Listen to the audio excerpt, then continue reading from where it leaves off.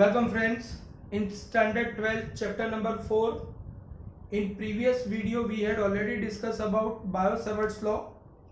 According to Biot-Savart's law, you all very well know that if current element is IDL is there, then according to Biot-Savart's law, according to Biot-Savart's law, you all very well know that अगर कोई current carrying conductor दिया है और ये current carrying conductor में से अगर I जितना करंट पास हो रहा है, अगर ये करंट कैरिंग कंडक्टर में से I जितना करंट पास हो रहा है और यहाँ पर एक छोटा सा करंट एलिमेंट IDL अगर मैं कंसीडर करता हूं, तो IDL जैसे छोटे से करंट सेगमेंट की वजह से P पॉइंट पर मैग्नेटिक फील्ड फाइंड करने का फॉर्मूला, जिसका पोजीशन वेक्टर IDL के टेल की रिस्पेक्ट में R जितना है, उसके लिए मैग्नेटिक फील्ड फाइंड करने का फॉर्मूला मिस्टर बायो-सावर्ट ने दिया हुआ है dB equal to mu naught upon 4 pi IDL cross vector R upon R cube. और इसी फॉर्मूला की हेल्प लेकर हम अलग अलग करंट सिस्टम्स के लिए यहाँ पर हम मैग्नेटिक फील्ड फाइंड करने के लिए ट्राई करेंगे।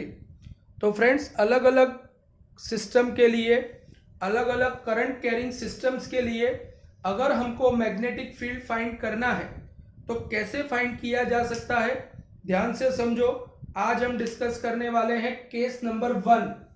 फ्रेंड्स ध्यान से समझना, case number 1, case of finite length conductor, case of finite length conductor, straight conductor. ध्यान से समझने के लिए ट्राई करना। कंसीडर करो कि मेरे पास एक कंडक्टर है और ये कंडक्टर मैंने हॉरिजॉन्टल प्लेन में रखा हुआ है।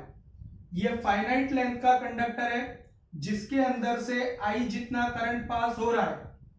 अगर ये कंडक्टर में से I जितना करंट पास हो रहा है तो ऑब्वियस है कि इसके आसपास मैग्नेटिक फील्ड जरूर डेवलप होगा। इसके आसपास जो भी मैग्नेटिक फील्ड डेवलप होगा वो फाइंड करने के लिए मैग्नेटिक फील्ड कहां पर फाइंड करना है, तो करंट कैरिंग कंडक्टर से Y जितने परपेंडिकुलर डिस्टेंस पर P पॉइंट लोकेटेड है, तो मुझे P पॉइंट पर मैग्नेटिक फील्ड फाइंड करना है। अगर मुझे P पॉइंट पर मैग्नेटिक फील्ड फाइंड करना है तो इसके लिए मैं एक काम करता हूं, ये करंट कैरिंग कंडक्टर को x एक्सिस पर रख देता हूं, करंट कैरिंग कंडक्टर को x एक्सिस पर रख देता हूं और जो पॉइंट पर मैग्नेटिक फील्ड फाइंड करना है उसको y एक्सिस कंसीडर करता हूं और ये डिस्टेंस कंसीडर करो कि y जितना है, वायर से परपेंडिकुलर डिस्टेंस y जितना है। अगर वायर से परपेंडिकुलर डिस्टेंस y जितना है, यहां पर P पॉइंट ने x एक्सिस के, P पॉइंट ने वायर के एजिस के साथ बनाया हुआ एंगल, P पॉइंट ने वायर के एजिस के साथ बनाया हुआ एंगल, y एक्सिस के रिस्पेक्ट में ये एंगल और ये एंगल। तो फ्रेंड्स ये एंगल आप देख सकते हो कि क्लॉकवाइज में है इसलिए -θ1 और ये एंटी क्लॉकवाइज में है इसलिए +θ2 जितना एंगल बनाया है। तो मुझे यहां पर P पॉइंट पर मैग्नेटिक फील्ड फाइंड करना है। फ्रेंड्स अगर P पॉइंट पर मैग्नेटिक फील्ड फाइंड करना है, फ्रेंड्स ध्यान दो, ये केस हमारे टेक्स्ट बुक में नहीं दिया है, बट अल्टीमेटली इससे रिलेटेड काफी सारे शॉर्ट क्वेश्चन MCQs आपको कॉम्पिटिटिव में मिलते हैं। इसीलिए यहां पर मैं ऑर्डर के साथ चेंज करके, ऑर्डर के साथ थोड़ा सा प्लस माइनस करके ये टॉपिक पढ़ा रहा हूं। ये केस आपको SL अरोरा से लेकर के कोई भी रेफरेंस बुक में देखने को मिलेगा। यहां पर ध्यान से समझना, अगर मुझे यहां पर बायो-सावर्ट्स लॉ यूज करना है तो आप सबको पता है कि बायो-सावर्ट्स लॉ का फंडामेंटल इक्वेशन क्या है। तो बायो-सावर्ट्स लॉ का फंडामेंटल इक्वेशन है dB equal to mu naught upon 4 pi IDL cross R upon R cube. इसका मतलब सबसे पहले तो मुझे IDL सिलेक्ट करना पड़ेगा। फ्रेंड्स आप आईडीएल पूरे करंट कैरिंग कंडक्टर पर कहीं पर भी सिलेक्ट कर सकते हो। जो डायरेक्शन में करंट पास होता है वो डायरेक्शन में आप कहीं पर भी सिलेक्ट कर सकते हो। इसका मतलब ये हुआ कि ये आईडीएल वेक्टर है। अगर ये आईडीएल वेक्टर है तो इसका मतलब ये हुआ कि यहां पर अगर मैं आईडीएल के और वेक्टर आर मुझे प्लॉट करना है। वेक्टर आर प्लॉट करने के लिए याद रखो कि आईडीएल के टेल पर आर का टेल और जो पॉइंट पर मैग्नेटिक फील्ड फाइंड करना है वो पॉइंट के ऊपर वेक्टर आर का हेड होना जरूरी है। ये एंगल कंसीडर करो कि थीटा है, ये डिस्टेंस कंसीडर करो कि एक्स है। तो यहां पर अब मैं डिस्कशन करने जा रहा हूं। फ्रेंड्स यहां पर ध्यान से समझो। सबसे पहले मैं लिखता हूं आईडीएल। तो आप देख सकते हो कि आईडीएल एक्स डायरेक्शन में है। तो एक्स डायरेक्शन का छोटा सा सेगमेंट है, इसलिए मैं उसको नाम देता हूं डीएल को डीएक्स इंटू आई कैप, क्योंकि वो छोटा सा सेगमेंट एक्स डायरेक्शन में है और उसकी लेंथ dx है, ऐसा मैंने इमेजिन किया। तो IDL is equal to i dx i cap. इसी तरीके से वेक्टर आर इक्वल टू, तो ध्यान से देखो वेक्टर आर, अगर वेक्टर आर के लिए उसके दो कंपोनेंट्स लिए जाए तो horizontal component x, vertical component y। इसलिए मैं यहां पर vector r equal to minus x I cap plus y j cap लिखता हूं। यहां पर मुझे बायो सेवर्ट्स लॉ को अप्लाई करने के लिए दोनों का क्रॉस प्रोडक्ट करना पड़ेगा। तो यहां पर IDL cross r is equal to IDL cross r is equal to IDL is equal to i dx i cap cross minus x I cap plus y j cap. आप सबको पता है आई cross आई zero होगा, इसलिए सिर्फ यहां पर आई cross जे survive करेगा। तो बाकी बचेगा Y I into Y D X I cap cross J cap. And you very well know that I cap cross J cap is equal to K cap. तो it will become I Y D X into के cap. This is IDL cross R equal to, अब मैं यहां पर dB के formula में ये value substitute करता हूं। तो dB equal to mu naught upon 4 pi. IDL cross r की जगह पर मैं सब्स्टिट्यूट करता हूं i into Y D x k cap divided by r cube. Friends यहां पर आप देख सकते हो कि ये r है और इसका मैग्नीट्यूड कितना होगा। अगर ये r है तो r square equal to x square plus Y square, r square equal to x square plus Y square according to Pythagoras theorem. यहां पर r equal to x square plus Y square raise to 1/2 होगा and r cube is equal to x square plus Y square raise to 3/2 होगा। तो ultimately you can say that r cube is equal to x square plus Y square raise to 3/2। तो यहां पर x square plus Y square raise to 3/2। तो dB equal to mu naught upon 4 pi, i को भी साथ में ले लिया।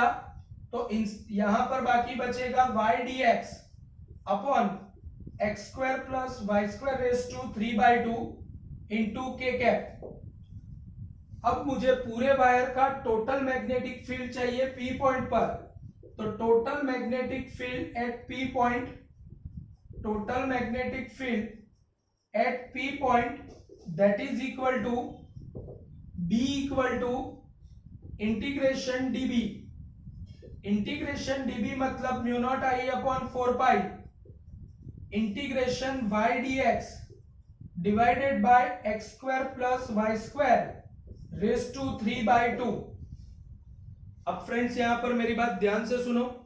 आप में से जितने मैथमेटिक्स वाले हैं उन सबको पता होगा कि इंटीग्रेशन करते वक्त अगर under root X square plus A square type का टर्म है तो आप x equal to a tan theta trigonometric substitution कर सकते हो। लेकिन अगर आपको ये पता नहीं है तो मैं यहाँ पर पर्टिकुलरली बायोलॉजी सब्जेक्ट के स्टूडेंट्स के लिए मैं यहाँ पर डिस्कशन करने जा रहा हूँ कि यहाँ पर क्या होगा। बायोलॉजी स्टूडेंट्स के लिए ध्यान से देखो, अगर ये एंगल थीटा है और ये 90 डिग्री है तो tan theta equal to opposite upon adjacent आप यूज कर सकते हो। तो tan theta is equal to opposite upon adjacent, so x equal to y tan theta.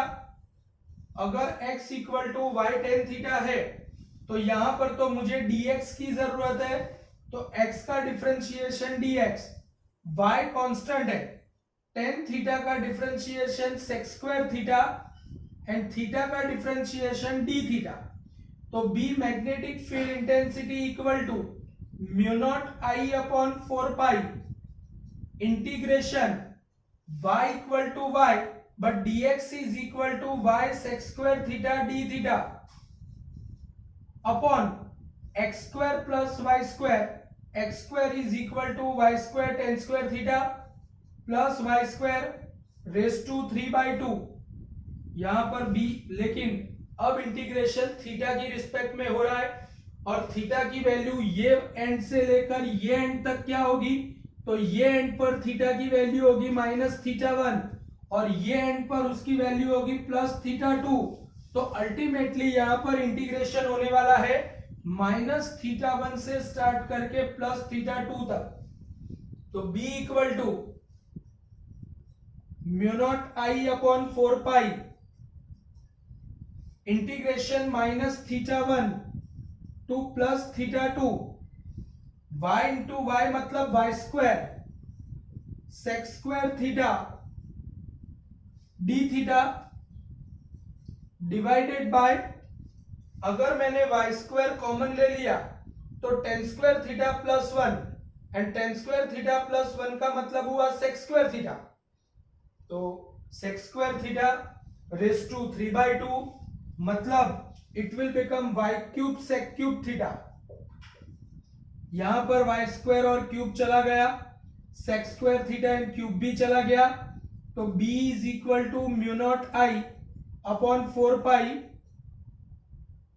के कैप, यहां पर मैं कैरी करना भूल गया था तो के कैप भी साथ में ले लिया बाहर। यहां पर y जो है वो कांस्टेंट है इसलिए बाहर निकल ले लिया, integration minus theta 1 to plus theta 2 1 upon sec theta मतलब cos theta d theta. b equal to mu naught I upon 4 pi y into के कैप, कॉस थीटा का इंटीग्रेशन होता है sine theta and limit is starting from minus theta 1 to plus theta 2। तो b equal to mu naught I upon 4 pi y into के cap, पहले upper limit sine theta 2 minus sine minus theta 1 और हमको पता है कि sine is odd function and due to which minus बाहर निकाल लिया, तो mu naught I upon 4 pi y into के cap inside the bracket sine theta 1 plus sine theta 2 into के कैप। फ्रेंड्स ये जो इक्वेशन आया ये equation finite length of conductor के लिए है।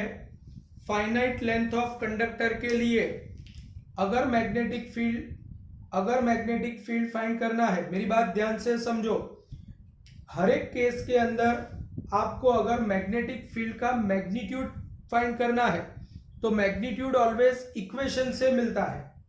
याद रखो कि मैग्नीट्यूड ऑलवेज इक्वेशन से मिलता है, मैग्नीट्यूड ऑलवेज इक्वेशन से मिलता है, बट डायरेक्शन आपको हर एक केस में फिजिकली डिसाइड करना पड़ेगा। और फिजिकली डिसाइड करने के लिए कंसीडर करो कि ये स्ट्रेट करंट कैरिंग कंडक्टर है।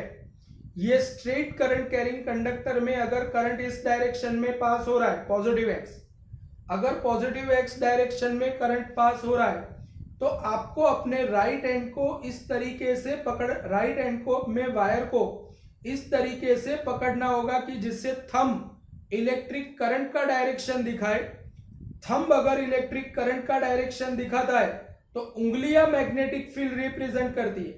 मतलब यहां पर उंगलियां इस तरफ बाहर की तरफ, आपकी तरफ बाहर की तरफ निकलती हुई डायरेक्शन में होगी।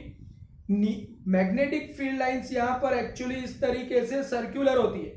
मतलब ऊपर अगर वो बाहर निकल रही है तो नीचे की तरफ, अंदर की तरफ जाती हुई डायरेक्शन में होती है। बट अल्टीमेटली मेरा कहने का मतलब इतना ही है कि इस तरीके से आप फाइनाइट लेंथ ऑफ कंडक्टर के लिए मैग्नेटिक फील्ड डिसाइड कर सकते हो। मैग्नीट्यूड फाइंड करने का फॉर्मूला है B equal to mu naught I upon 4 pi Y into sine theta 1 plus sine theta 2। और डायरेक्शन ऑलवेज हम राइट हैंड की हेल्प लेकर फिजिकली डिस्कस करेंगे। मैग्नीट्यूड इक्वेशन से और डायरेक्शन हम राइट हैंड की हेल्प लेकर, तो यहां पर ऊपर वाले पॉइंट पर मैग्नेटिक फील्ड अगर बाहर की तरफ आ रहा है तो हम उसको डॉट से रिप्रेजेंट करेंगे, और अगर वो नीचे की तरफ, अंदर की तरफ जा रहा है तो उसको क्रॉस के साइन से रिप्रेजेंट किया जाता है।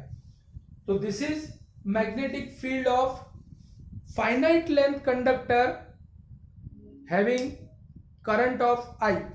और यहां पर कंडक्टर के एंड्स ने P पॉइंट के साथ बनाया हुआ एंगल -θ1 एंड +θ2 है। फ्रेंड्स यहां पर मेरी बात ध्यान से समझो। आपके लिए स्क्रीनशॉट लेने के लिए मैं यहां पर 1 मिनट जस्ट वेट करके आप स्क्रीनशॉट ले लो। स्क्रीनशॉट लेने के बाद आई थिंक आपका स्क्रीनशॉट हो गया होगा। अब यहां पर मैं डिस्कस करता हूं इसी का दूसरा पार्ट। यहां पर ध्यान से समझो, अगर ये फाइनाइट लेंथ कंडक्टर है तो इसके भी अलग अलग केसेस है। जैसे कंसीडर करो कि अब मेरे पास फाइनाइट लेंथ ऑफ कंडक्टर की जगह पर इनफाइनाइट लेंथ ऑफ कंडक्टर है, या इनफाइनाइटेसिमली लॉन्ग, मतलब वेरी लॉन्ग कंडक्टर है। इनफाइनाइटेसिमल लॉन्ग कंडक्टर, अगर मेरे पास इनफाइनाइटेसिमली लॉन्ग कंडक्टर है, ये कंडक्टर के लिए अगर मुझे y जितने परपेंडिकुलर डिस्टेंस p पर डिस्कस करना है, तो देखो फ्रेंड्स हम सबको पता है कि θ1 एंड θ2 फाइंड करने के लिए p पॉइंट को वायर के एंड्स के साथ कनेक्ट करना पड़ेगा। लेकिन ये वायर तो इनफाइनाइटेसिमली लॉन्ग है, वेरी लॉन्ग है। तो P पॉइंट को वायर के एंड के साथ कनेक्ट करने के लिए जाऊं तो ऑब्वियस है कि वो वेरी फार डिस्टेंस पर जाना पड़ेगा। तो एंगल θ1 और एंगल θ2 दोनों का मैग्नीट्यूड अगर 90 डिग्री निकलता है तो इसका मतलब तो ये हुआ कि B वाले फॉर्मूला में B का फॉर्मूला होगा B equal to mu naught I upon 4 pi Y into sine 90 plus sine 90, sine 90 plus sine 90। तो sine 90 is equal to 1, another sine 90 is also equal to 1, 1 plus 1 is equal to 2, 2 2 जा 4। तो equation बनेगा P equal to mu naught I upon 2 pi Y into के cap. कहने का मतलब मेरा इतना ही है कि ये फाइनाइट लेंथ वाले कंडक्टर के लिए इक्वेशन है और ये इनफाइनाइट लेंथ ऑफ कंडक्टर के लिए है। इनफाइनाइट लेंथ वाले कंडक्टर के लिए मैग्नेटिक फील्ड का इक्वेशन आएगा B equal to mu naught I upon 2 pi Y, और फाइनाइट लेंथ के लिए इक्वेशन आएगा mu naught I upon 4 pi Y into sine θ1 plus sine θ2 into के कैप। तो this is about finite length and infinite length conductors magnetic field. इसके बाद हम next video में डिस्कस करेंगे case number 2, case of current carrying circular coil. Thank you very much.